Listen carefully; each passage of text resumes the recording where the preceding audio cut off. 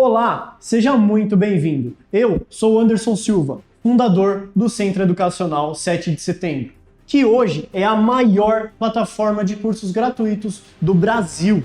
Aqui você encontrará educação acessível com a melhor qualidade de áudio e vídeo do mercado. Parabéns, você já está inscrito no curso. É muito importante que você permaneça no grupo. Não saia dele. A nossa certificação é completa e reconhecida em todo o território nacional. Quando você solicita o certificado, automaticamente você já adquiriu também o seu e-book completo com todo o conteúdo do curso, que estará disponível para download lá na nossa plataforma, que é exclusiva. Para isso, existe uma pequena taxa, mas fique tranquilo, o certificado não é obrigatório. Todas as aulas são 100% gratuitas. Depois, dá uma conferida lá na imagem do grupo, pois lá temos todos os prazos. Não sabemos quando haverá uma nova turma desse curso, então aproveite a oportunidade. Que Deus te abençoe.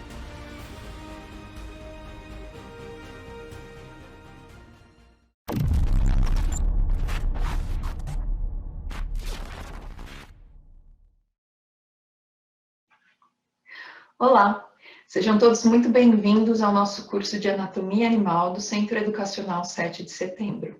O meu nome é Jéssica Orlandim, eu sou médica veterinária e vou conduzir esse curso com vocês. O nosso curso será dividido em 4 aulas. Na aula de hoje nós vamos fazer uma introdução à anatomia, vamos falar do sistema locomotor, dando ênfase na osteologia, na parte óssea dos animais domésticos. Na segunda aula, nós vamos conhecer o sistema nervoso, que é responsável pelo controle de todos os outros sistemas, e também o sistema cardiovascular e respiratório. Na terceira aula, nós vamos falar do sistema urinário e reprodutor, e vamos finalizar nosso curso conhecendo o sistema gástrico, endócrino e tegumentar. Repare que nós estamos dividindo o organismo em sistemas. Isso se chama anatomia sistemática ou descritiva. A origem da palavra anatomia vem do grego ana, que significa em partes, e tomen, que significa cortar. Do latim, dis significa em parte e secare, seccionar, cortar. Ou seja, a palavra anatomia significa cortar em partes. E ela deriva também da sua principal técnica anatômica, que é a dissecação. Existem também outras técnicas anatômicas, outras formas de se preparar uma peça, mas nós não vamos entrar nesse detalhe. A anatomia é a ciência que estuda a forma, a estrutura, a organização dos seres vivos, tanto externa quanto internamente. A gente pode classificá-la como anatomia microscópica, onde a gente utiliza um microscópio para enxergar a formação do tecido de cada órgão. Anatomia macroscópica, onde nós observamos as estruturas a olho nu, e anatomia mesoscópica, que é um meio termo entre as duas, onde nós vamos utilizar equipamentos para aumentar a estrutura, mas de forma tridimensional. A anatomia é uma disciplina obrigatória de diversos cursos da saúde.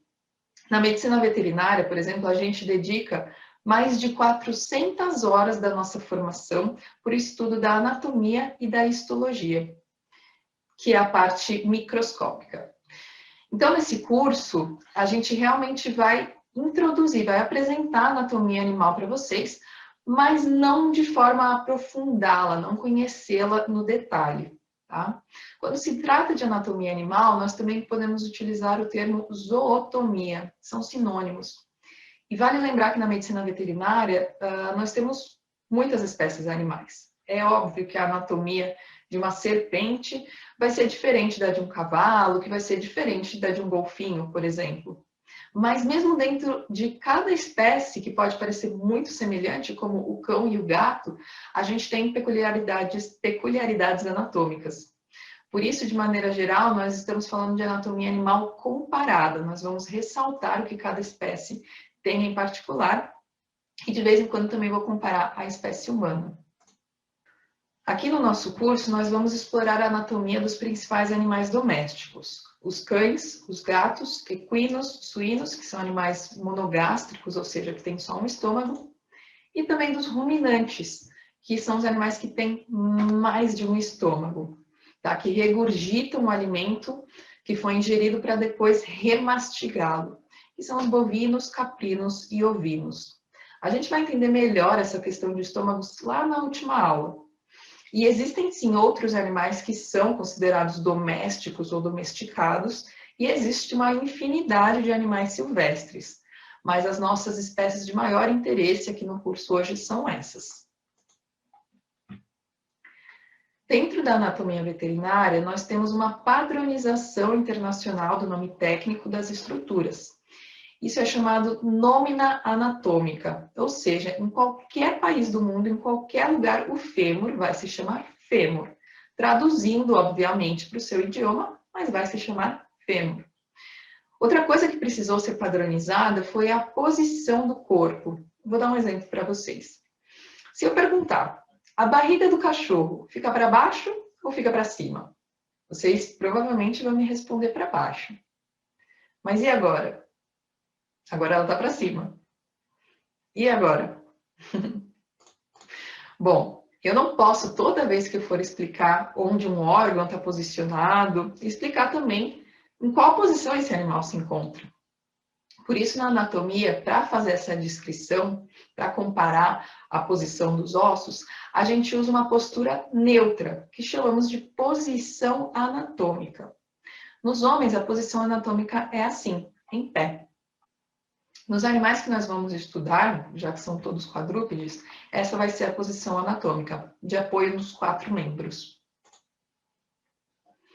Esses são os eixos de delimitação. Sempre que eu for me referir a algo que está na direção da barriga, eu vou chamar de ventral. Se for algo que está na direção do dorso das costas, eu vou chamar de dorsal. Se for na direção da cabeça, eu vou chamar de cranial ou anterior, por exemplo, os membros anteriores. E o que for na direção do rabo, eu vou chamar de caudal ou de posterior, né? Como nos membros posteriores. E assim nós acabamos de conhecer os nossos eixos de delimitação. E nós temos também os planos anatômicos, que são os cortes, as divisões feitas no corpo, para também ajudarem a gente nessa localização. Então, nós temos o plano horizontal, que já vimos o que for para cima dele é dorsal e o que for para baixo dele é ventral. Portanto, a barriga não está para cima ou para baixo, a barriga está ventral, tá? O outro é o plano transverso, que também já vimos que o que for na direção da cabeça se chama cranial ou anterior, e o que for na direção da cauda é caudal ou posterior. E por fim, nós temos o plano medial, que corta o animal no meio. O que tiver anatomicamente mais para o centro é chamado de medial, e o que se afastar desse eixo é chamado de lateral. Existem também outros eixos, outras nomenclaturas, dependendo de cada região, mas essas são os mais importantes para vocês conhecerem. Vou deixar aqui, então, esses outros planos, essas outras nomenclaturas, só a título de curiosidade. Percebam que na cabeça, nas patas, podem ter outros nomes, mas percebam que todos os animais quadrúpedes vão ter esses mesmos planos, essas mesmas nomenclaturas. Então, vamos começar pelo sistema esquelético. A osteologia é a área da anatomia que estuda os ossos e a sua relação entre si. Os ossos são órgãos rígidos, esbranquiçados, que participam da formação do esqueleto. O esqueleto é o conjunto de ossos, cartilagens e ligamentos unidos entre si. O conjunto do esqueleto com a musculatura, com os músculos esqueléticos, forma o sistema músculo-esquelético, tá? Que também é chamado de sistema locomotor. Infelizmente, pelo nosso tempo ser muito curto, muito limitado, a gente não vai conseguir abordar a musculatura esquelética, que é bem complexa. Mas entendam que os ossos vão ser ponto de origem e de inserção da musculatura. Ou seja, ele serve para fixação e alavanca da musculatura esquelética, e é isso que vai garantir a conformação do corpo e também a locomoção. Ele também serve para alojamento e proteção dos órgãos, que é o caso do crânio, que protege o encéfalo, e a caixa torácica, ou tórax, que protege os pulmões e o coração, outras estruturas que passam por ali também. Também serve para dar sustentação de partes moles, ou seja, das vísceras, dos órgãos abdominais e pélvicos. Tá? Nos animais a gente não tem esses ossos no abdômen, mas a musculatura que faz a proteção, a sustentação desses órgãos, a musculatura abdominal, ela se insere no esqueleto. Os ossos também são responsáveis pela hematopoiese. O que é isso? Alguns ossos têm o que a gente chama de medula óssea vermelha, como por exemplo o osso do quadril, que é onde são produzidas as células do sangue. E eles também servem para armazenamento de sais minerais, como cálcio, fósforo, sódio, magnésio, enfim. De uma maneira geral, essa vai ser a estrutura que nós podemos encontrar em um osso. A parte mais longa dele é chamada de corpo ou de diáfise. As extremidades são as epífises. O osso é recoberto pelo periósteo, que é um envoltório fibroso, e depois ele apresenta uma camada de osso compacto que forma a parede do osso. Mais internamente, nós temos o osso esponjoso. Tá? Essa parte mais interna, nós vamos ter a presença de vasos sanguíneos de medula óssea. Tá? Nesse caso, está representado pelo osso longo. Nós temos a medula óssea amarela. Mas em ossos chatos, osso do quadril, nós temos a medula óssea vermelha, que eu acabei de comentar, responsável pela hematopoiese. Entre a diáfise e a epífise, nós vamos ter a linha epifisária, ou linha de crescimento. É lá que o osso vai acumulando material ao longo da juventude, permitindo que ele se expanda, que o corpo cresça, tá? E por fim, externamente, nas epífises, nós temos a camada cartilaginosa, que vai se articular a cartilagem de outros ossos, formando as articulações. E aqui nós temos alguns tipos de ossos. Os ossos longos, que nós acabamos de ver, eles vão ter um comprimento maior do que a largura e a espessura. Eles possuem um corpo ou diáfise e as duas extremidades, ou epífises. A diáfise apresenta no seu interior uma cavidade, que é a loja medula óssea, que aqui está exemplificado pelo húmero. Os ossos planos, também chamados de ossos laminares, eles têm seu comprimento e largura equivalentes. São os ossos achatados. Aqui ele está exemplificado pelos ossos do crânio. Vale dizer que alguns ossos do crânio, além de tudo, eles são pneumáticos, ou seja, eles apresentam cavidades revestidas por mucosa, contendo ar. Os ossos curtos, eles têm mais ou menos as mesmas dimensões equivalentes, tá? São, por exemplo, os ossos do carpo, os ossos do punho. Nos ossos irregulares, eles apresentam uma morfologia complexa, que não correspondem assim, a nenhuma forma geométrica conhecida. Por exemplo, as vértebras. E por fim, os ossos sesamoides, que são ossos que se desenvolveram junto a tendões ou a cápsula, envolvendo articulações. Tá? Aqui está representado pela patela, o osso do joelho, que na verdade é o maior osso sesamoide do corpo. Bom, aqui nós temos alguns esqueletos: o equino, canino, bovino, suíno e felino. A gente vai conhecer todas as estruturas, começando pela cabeça, depois a coluna vertebral, os membros anteriores ou torácicos e membros posteriores ou pélvicos. Repare que, de maneira geral, eles têm mais ou menos a mesma estrutura. Pode mudar um pouco o formato do crânio, o número de vértebras, as patas, obviamente, muda bastante, né, a porção final, mas o esboço do esqueleto é praticamente o mesmo. Vamos começar conhecendo a cabeça, então.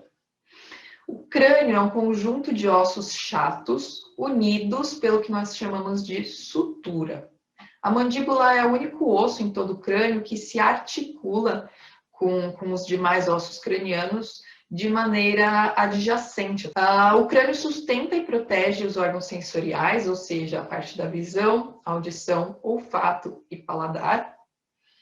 o encéfalo e parte do sistema digestivo e respiratório. Eu vou apresentar alguns crânios para vocês e eu quero que vocês notem principalmente nas adaptações nas espécies em termos funcionais. Reparem na mandíbula, na arcada dentária dos caninos, dos gatos comparadas aos herbívoros, né? Os bovinos, os equinos, por exemplo. Reparem também na posição ocular, né? Levando em consideração que se esse animal na natureza for presa, como os equinos, os ruminantes, eles têm os olhos lateralizados. Já os predadores, como os caninos, os felinos, os carnívoros, né? Eles têm os ossos direcionados para frente. E por fim, notem que a estrutura nasal também pode mudar muito, tá? Não somente entre as espécies, mas dentro da própria espécie também. Como, por exemplo, o crânio de um pastor alemão vai ter um focinho longo e vai ser diferente do crânio de um bulldog francês, que é braquicefálico, que tem o focinho achatado. Bom, vamos ver então os ossos que compõem o crânio. Aqui nós temos o crânio equino. Vamos começar pelo mais fácil, que é a mandíbula. Depois, mais cranial, nós temos o incisivo. E, inclusive, esses dentes da frente, eles levam esse nome também, dentes incisivos. Osso maxilar, nasal, frontal, lacrimal, zigomático, esfenoide e pré-esfenoide escondidinhos aqui, o osso temporal, osso parietal, e um que fica bem ali no meio entre os dois parietais é o interparietal. Por fim, aqui nós temos o occipital, que é por onde nós vamos ter a articulação da cabeça do crânio com a coluna. Lembra que eu falei também que a mandíbula era o único osso solto? Ela se conecta com o restante do crânio por uma articulação chamada articulação temporomandibular, ou ATM, porque ela se articula justamente ali no osso temporal, temporomandibular. Entendam que cada um desses ossos, cada cantinho, cada buraquinho, cada fossa, cada relevo vai ter um nome específico, que obviamente nós não vamos aprofundar agora.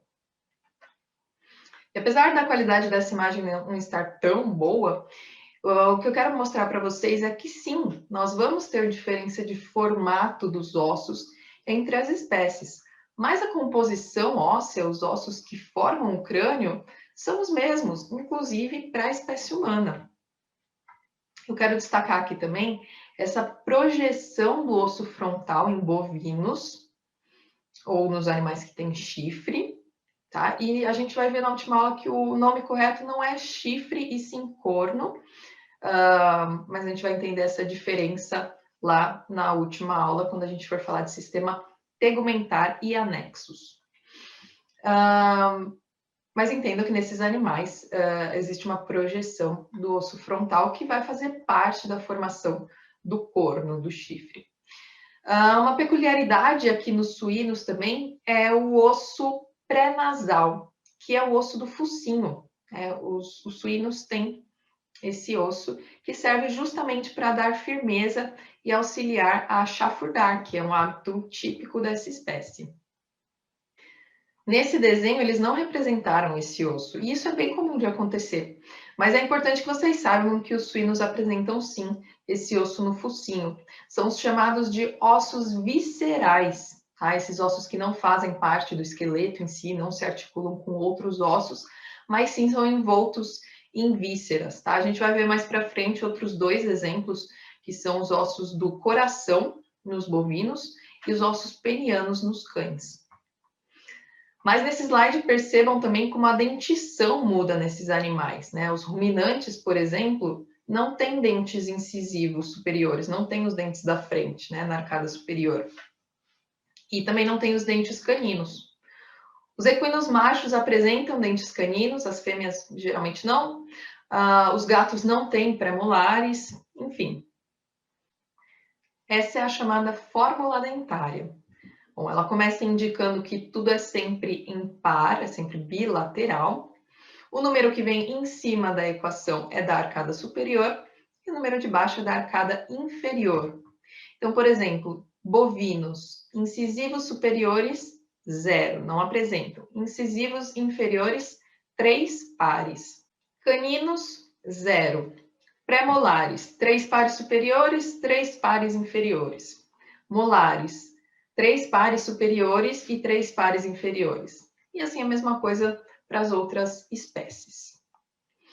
Existem outras formas também da gente representar a dentição. Eu, particularmente, acho assim muito mais fácil de visualizar, até porque a gente não tem só a fórmula, mas a gente consegue ver a distribuição desses dentes, qual o espaço que eles ocupam, quais espaços ficam vazios. Enfim, são algumas formas de representar a dentição nos animais.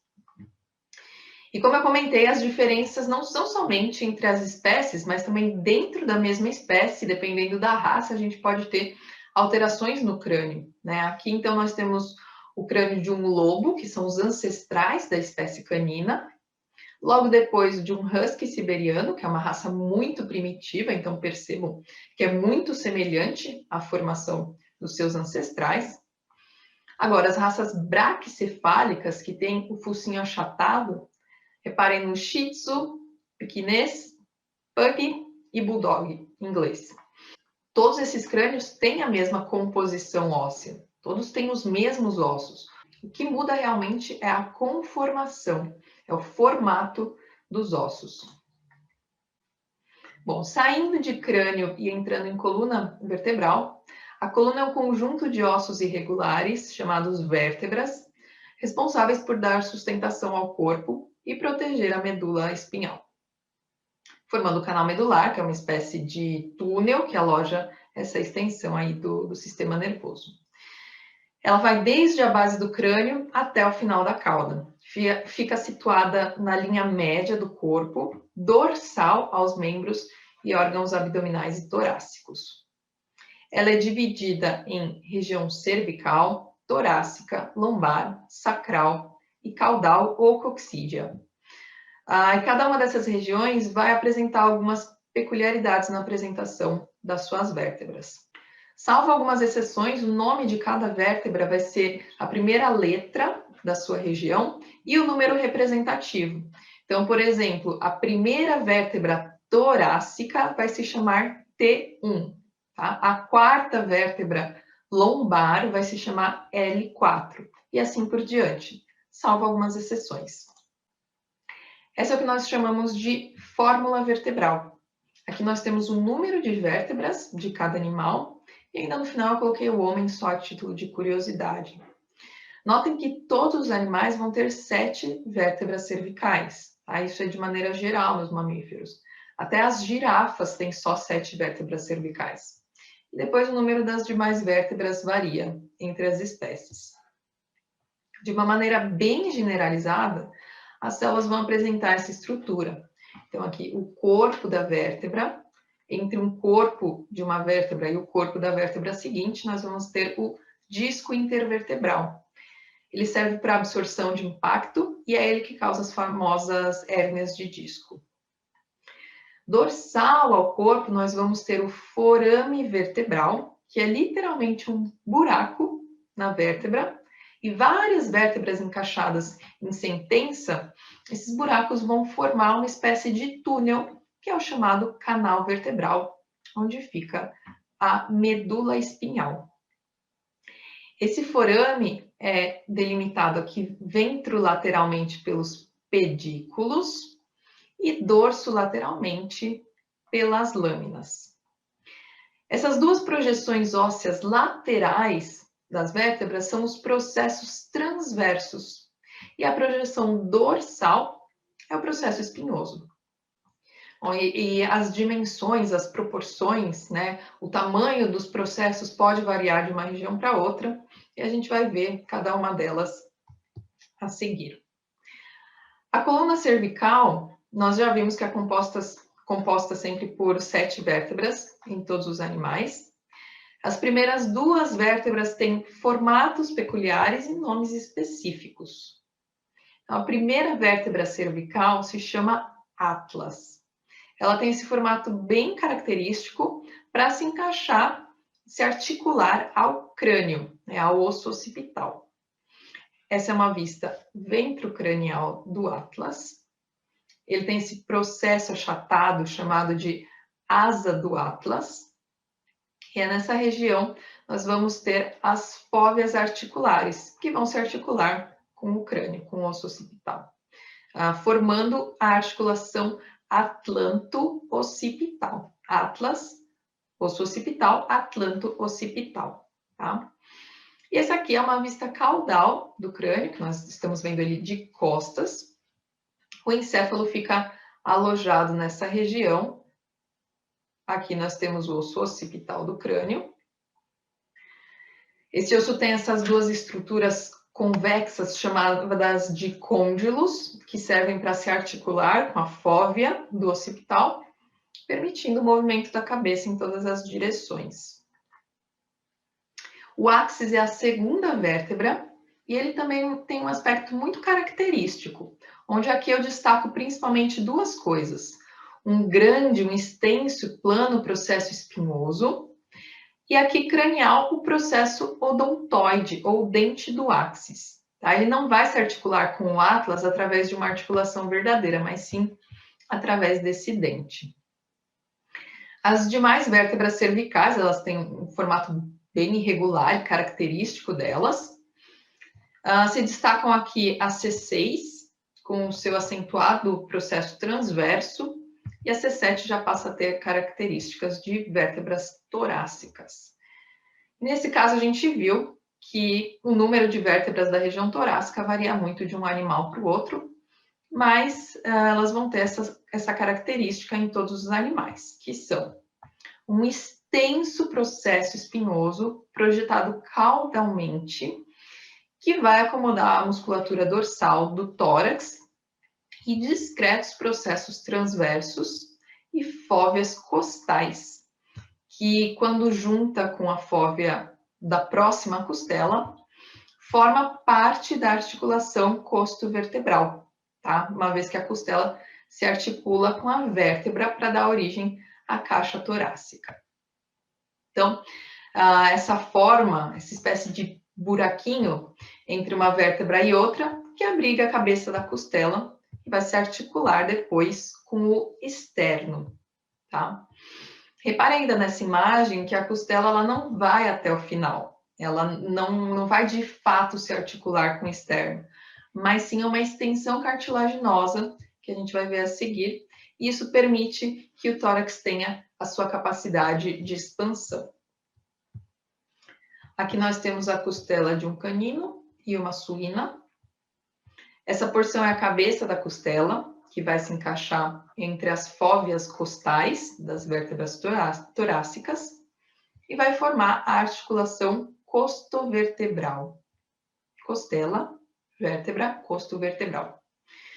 Depois nós temos o corpo da vértebra, que vai ser mais achatado nos suínos, nos ruminantes. E as costelas vão se articular com o externo, que é esse osso no meio do peito. Reparem que não vai ser a parte óssea da costela de fato a se articular, mas nesse caso a costela se articula com a porção cartilaginosa que vai se articular com o externo. Então, nós ainda podemos observar que nos primeiros pares de costelas, elas se conectam com o externo com as suas próprias cartilagens. São as chamadas de costelas verdadeiras ou costelas externais. Já as costelas seguintes, elas vão se fundir na cartilagem da última costela verdadeira. São as chamadas costelas asternais. E os últimos pares de costelas não possuem cartilagem, elas não se conectam com o externo. Elas são chamadas de costelas flutuantes. A próxima região é a região lombar, que ela vai sustentar toda a musculatura dos membros pélvicos e também fazer a sustentação da musculatura e dos órgãos abdominais. Comparem a forma dessa vértebra com as torácicas. Aqui nós temos um processo espinhoso não tão acentuado como nas torácicas, são mais quadrangulares. e não são tão projetados caudamente como ocorre nas torácicas. Mas nós temos longos processos transversos que vão fazer essa sustentação da musculatura. As vértebras sacrais nos animais são fundidas com uma estrutura única, que é chamada de sacro, e o número varia entre as espécies. Um equino, por exemplo, tem aí 5 vértebras, formando o sacro, enquanto o canino tem 3. O sacro vai se articular no coxal, que é o osso da bacia, que nós vamos conhecer daqui a pouquinho. O coxal, na verdade, vai ser a fusão de 3 ossos, o ilho, isquio e pubis. E como o sacro se articula com a porção do ilho, essa articulação é chamada de sacro-ilíaca. E, por fim, as vértebras caudais, que começam com um formato de vértebra bem semelhante às lombares, às sacrais, e enquanto as últimas vértebras caudais são mais cilíndricas, tá? Esse número é bem variado entre as espécies, e inclusive dentro da mesma espécie nós podemos ter uma diferença bem grande no número de vértebras caudais ou coxígeas. E assim nós concluímos o crânio e a coluna vertebral e caixa torácica. Essas estruturas formam o esqueleto axial, tá? Os ossos que compõem os membros são chamados de esqueleto apendicular. E nós vamos conhecer essas estruturas ósseas agora, começando pelos membros anteriores, que também podem ser chamados de membros torácicos. Eu quero que vocês notem a principal diferença entre os equinos, que são chamados de ungulados, que têm um só casco, dos ruminantes, que são os animais biungulados, que têm 2 cascos, e dos carnívoros, que vão ter 5 garras, 5 dedinhos. A diferença entre eles é na região final da pata, do membro, tá? Na região distal. Mas, inicialmente, eles têm as mesmas estruturas. Vamos lá, todos eles vão apresentar uma escápula, que vai se ligar ao húmero, formando a articulação escápulo-humeral. O húmero se articula com o rádio e una, formando a articulação húmero-rádio-unar, ou articulação do cotovelo. Depois nós temos o carpo, que é um conjunto de ossinhos, que nos humanos seria equivalente aos ossos do punho. E a partir daí eles já vão ter uma conformação um pouco diversa, tá? Todos eles também vão apresentar metacarpo, porém com uma apresentação específica para cada espécie. E todos eles vão apresentar falanges, mas também em uma conformação diversa. Para a gente fazer essa analogia na espécie humana, podemos utilizar a mesma nomenclatura, tá? Vale considerar que os animais quadrúpedes, eles não apresentam clavícula, que é esse ossinho aqui do ombro, tá? Popularmente conhecida como osso da saboneteira. Os animais de nosso interesse não apresentam a clavícula, somente a escápula. Depois nós temos o húmero, que é o osso do braço, rádio, una, que são o antebraço, carpo, os ossos do punho, né? Metacarpo, que são os ossos da mão, e as falanges, que são os dedos, tá? Essa mesma nomenclatura, inclusive para humanos. Como esses animais não têm clavícula, é função da escápula sozinha unir o membro torácico ao corpo, mas não existe ali uma articulação. A escápula, então, portanto, o membro anterior, o membro torácico, é ligado no corpo somente pela musculatura, tá? A escápula é um osso triangular, achatado. Ela possui uma crista longitudinal bem proeminente na superfície lateral, tá? Chamada espinha da escápula. E é o osso mais proximal do membro torácico. Ela segue paralela ao tórax, possui uma grande porção de cartilagem na região proximal, tá? Na porção mais distal, ela apresenta uma superfície articular côncava, que é a cavidade glenoide, que vai se acoplar na cabeça do húmero, formando a articulação escápulo-humeral. Escápula-húmero. Próximo osso é o osso do húmero, ou osso do braço, tá? Ao contrário dos humanos, nos animais ele não é tão longo quanto o rádio aúna, principalmente nos equinos, nos bovinos. Ele é mais curto e robusto. Nós vimos então que a cabeça do húmero vai se articular com a escápula e a sua porção mais distal vai se articular com o rádio e a una, formando a articulação húmero-rádio-unar. E aqui para frente a gente começa a ter diferenças mais marcantes entre as espécies. Percebam que nessa foto nós temos o rádio e a una bem fundidos, como se fosse um osso só. Tá? Trata-se de um bovino. Agora vamos compará-lo com as de outras espécies. Notem que nos caninos e nos felinos nós temos dois ossos, duas estruturas separadas. Existe movimentação entre eles. Eles realmente atuam como duas estruturas diversas. Nos suínos e nos bovinos, a una é completa. A gente consegue ver ela por inteiro. A gente consegue distinguir a porção que é rádio e a porção que é una. Mas esses dois ossos são fundidos, não existe uma movimentação entre eles. Eles atuam como uma estrutura única. E nos equinos, a una se funde ao rádio logo ali na sua porção distal, e a gente não consegue identificar depois o que seria rádio, o que seria una, porque ela vira realmente uma estrutura só, tá? E vale ressaltar que o rádio vai ser sempre mais medial e a una lateral. Os ossos do carpo são um conjunto de pequenos ossos que se articulam ao rádio e à una e aos ossos do metacarpo, tá? Em humanos, eles formam o punho, o pulso, tá? Em animais, a região de carpo, metacarpo e falange é chamada de mão. Dependendo da espécie, esses ossos podem ser fundidos uns aos outros, tá? Então, aqui nós temos os ossos da mão de um canino, suíno, bovino e equino. Vamos começar localizando o rádio e a una, tá? O rádio sempre mais medial e a una lateral. No caso dos equinos, a gente só tem o rádio, porque a una se funde completamente. E aqui nos bovinos e suínos, apesar deles estarem representados de maneira separada, lembrem-se que a gente consegue sim identificar as duas porções, mas que eles estão unidos um no outro como uma estrutura única.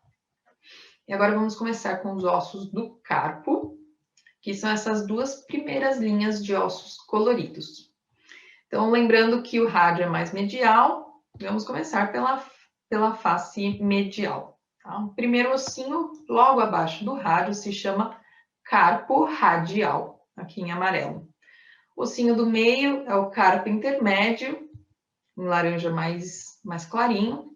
E o terceiro, bem abaixo da una, é o carpo unar, esse mais em salmão. Reparem que nos cães, o carpo radial e o carpo intermédio estão fundidos, formando um osso só. Daí neles, esse osso é chamado de intermédio radial. E o vermelhinho é chamado de carpo acessório. Ele, na verdade, fica mais palmar, fica atrás desses ossos e não faz parte daquele conjunto de estruturas. Ele é um ossinho à parte na estrutura do carpo. Seguindo abaixo, nós temos o primeiro cárpico, ou primeiro carpiano. Reparem que nos bovinos e equinos, eles não apresentam esses ossos, tá? Nos cães e gatos, ele vai se articular para formar o primeiro dígito, que é o dígito mais medial, que seria o dedão. Os suínos têm um resquício desse ossinho, mas eles não têm, de fato, o primeiro dígito. Depois dele, nós temos o segundo, terceiro e quarto cárpicos, ou carpianos. E vale aqui algumas ressalvas.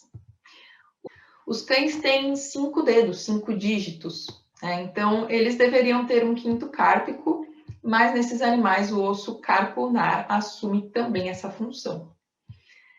Como eu já disse, bovinos e equinos não têm o primeiro cárpico, eles têm só o segundo, terceiro e quarto.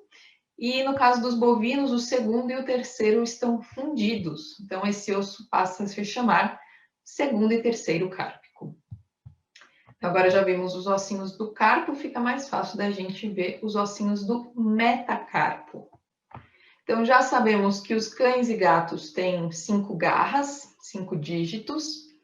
Os porcos têm 4 dígitos. Os bovinos são biungulados, ou seja, tem 2 cascos, que seria equivalente ao dedo do meio e o dedo anelar. E os equinos têm um só casco, que seria equivalente ao dedo do meio. Os carpos são estruturas mais simples, cilíndricas, e o nome deles é simplesmente a sua numeração, começando pelo primeiro metacarpiano ou primeiro metacarpo, sendo mais medial. Então, primeiramente nos cães, nós temos o primeiro metacarpiano, o segundo metacarpiano já está presente também nos suínos e equinos. O terceiro, quarto e quinto estão presentes em todas as espécies. Nos bovinos, o terceiro e o quarto se fundem, formando um só osso, que é chamado simplesmente de osso metacarpo. Nos equinos, nós temos só um resquício do segundo e do quarto metacarpianos, que vão se fundir ao terceiro, que vai ser o que realmente vai apresentar uma função nessa espécie. E, por fim, os ossos do dígito, começando do mais proximal, que é a primeira falange ou falange proximal, depois a segunda falange ou falange média, e, por fim, a terceira falange ou falange distal. Nos equinos é mais fácil, porque eles só têm esse dígito, mas nos cães, por exemplo, eu posso me referir a esse osso dizendo falange média do quarto dígito, por exemplo. Nos animais que possuem casco, a última falange fica envolta pelo casco, e nos carnívoros a gente tem a última falange abrigando as garras, que nós vamos ver também melhor na última aula desse curso. E assim nós concluímos os membros anteriores.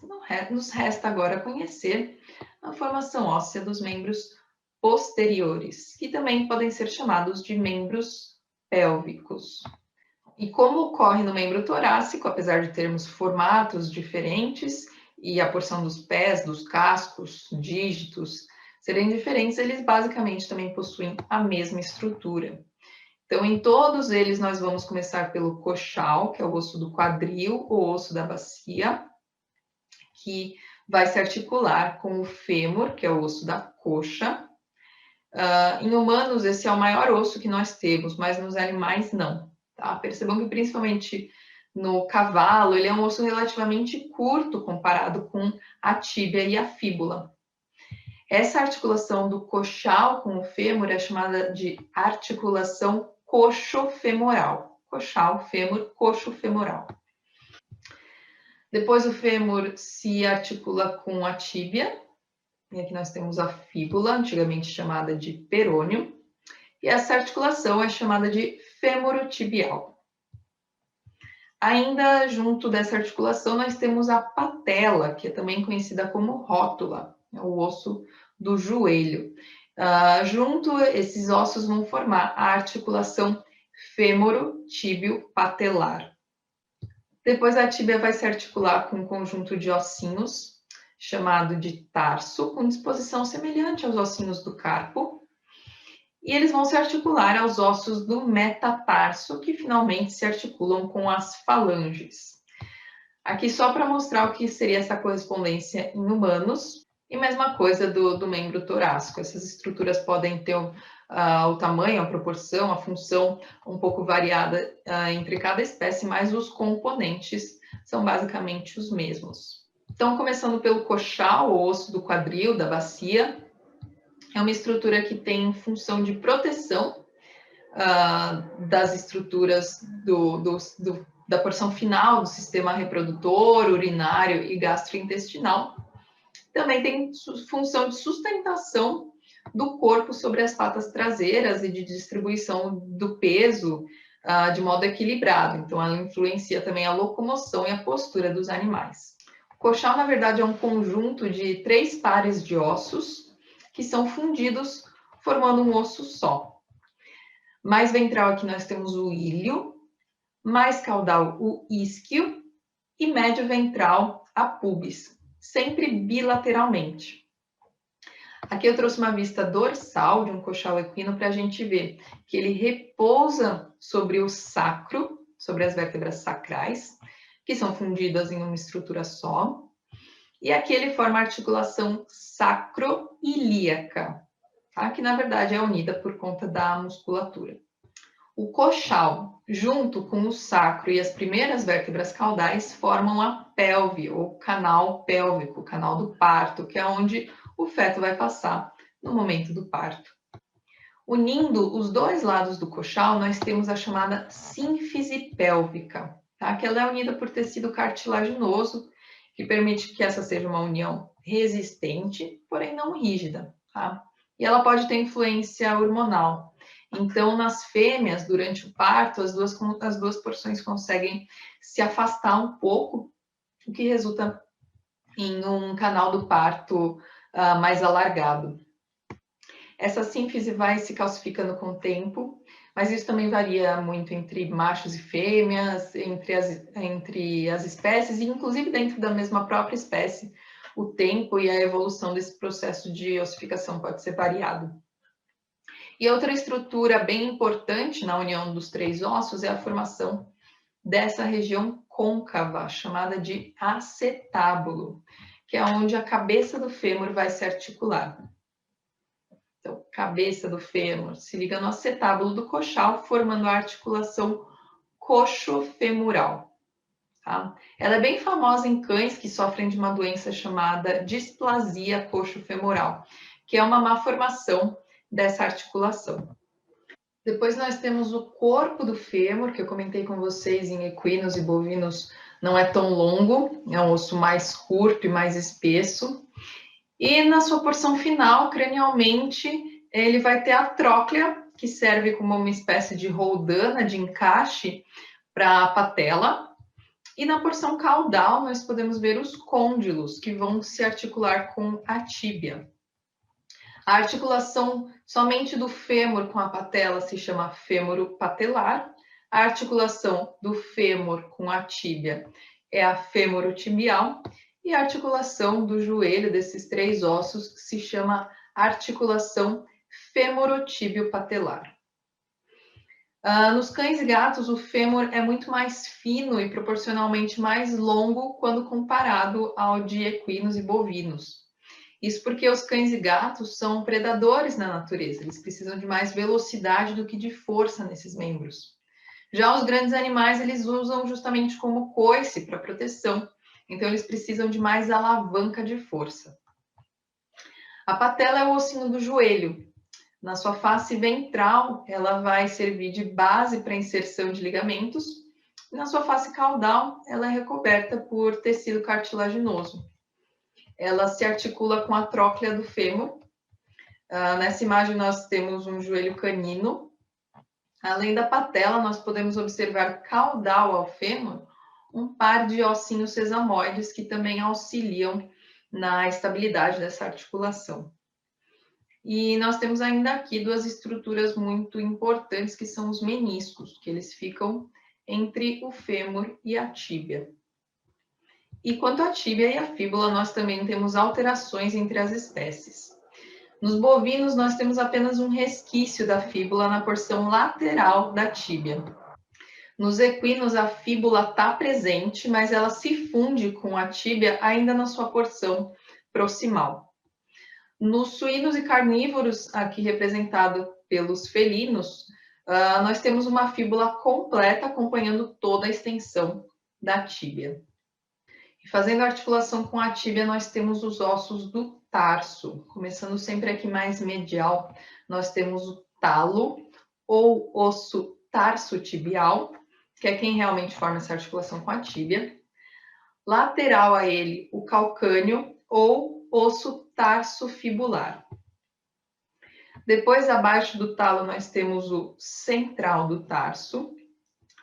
E abaixo dele, começando medialmente, o primeiro segundo, terceiro e quarto tarsianos ou társicos.